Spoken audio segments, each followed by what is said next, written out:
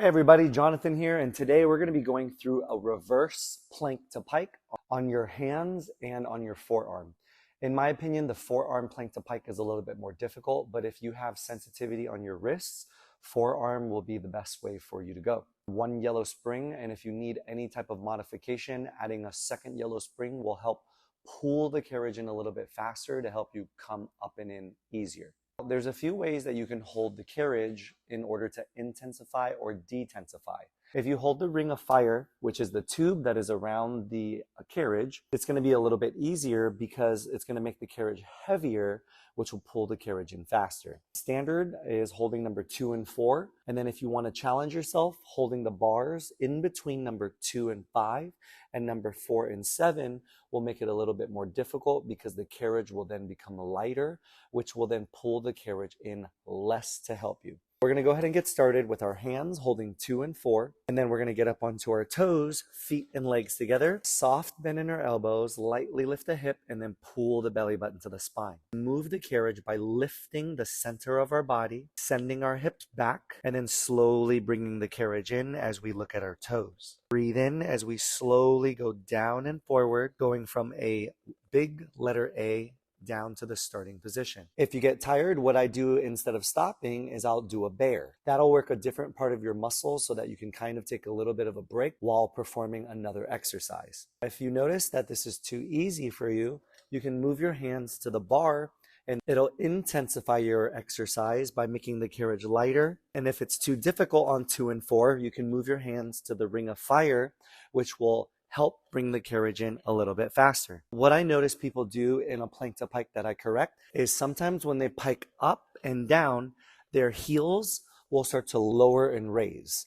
So I'll come up behind the client and hold their heels up so that they have high heels in their plank to pike. What I see for improper form is people will, one, swing the carriage in, which is using momentum. You're moving the carriage by learning to lift from the center of your body and then sending your hips back. And not everybody's range of motion will be the same. So it's not important how high you can go. What is important is how much you can learn to lift from the belly button and send the hips back. Now, for anybody who has sensitive wrists, they can go down to their forearm, shoulder width apart. I prefer my palms up to help me through my plank to pike, but you can also have your palms down. In this position, you'll start off in a plank, and you don't want your face to drop down into the carriage. You want to make sure that you're pressing heavily through your forearms and then lifting and sending the hips back, looking at the toes as you go up, and then breathing in as you slowly go down and forward. Another thing that I see done incorrectly in a reverse plank to pike is that the hands will go far underneath the shoulders like this, which will put a lot of pressure onto the wrist. So you want to make sure that the wrist stays underneath the shoulder the entire time for proper form. Another thing that I'll see is that the upper back will start to collapse. There's this upper part of your back right here, and then you have 2 scapula bones on the outside. And what I'll see people do is they'll collapse downwards, and you'll see that the scapula or the shoulder blades will stick up and the upper back will flatten down. That's when I use my 2 fingers on the back of the collapsed back, and then I'll say press up into it or to press down through my hands to lift my chest, and that's when people will fix their form. In a forearm plank to pike, it's also the same issue. What I see in a forearm plank to pike for improper form is 1.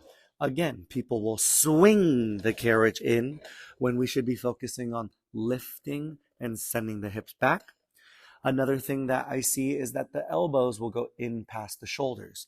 So this is what you do not want to do, where you bend your elbows in and then start to lift, because you'll notice that my elbows are in past the shoulders when they should be in line with the shoulders. One fun thing that I do when I teach class is have them perform a mountain climber plank to pike, interchanging both their legs. So what that looks like is we start in that push-up position. We bend one knee forward like a mountain climber, and then we exhale as we lift from the center of our body, send our hips back looking at our toes, and then breathe in as we slowly go down and forward, and then alternate to the other knee forward, and then perform a single leg plank to pike, making it a little bit more challenging because the weight of the knee makes the center of our body heavier to make the lifting of the center of the body more challenging. That is reverse plank to pike on your hands and in your forearms. Your subscription, your likes, and your shares will greatly help push my content out to other instructors and other clients to build a stronger community. I appreciate your consideration. Thank you for your time, and I will see you next time.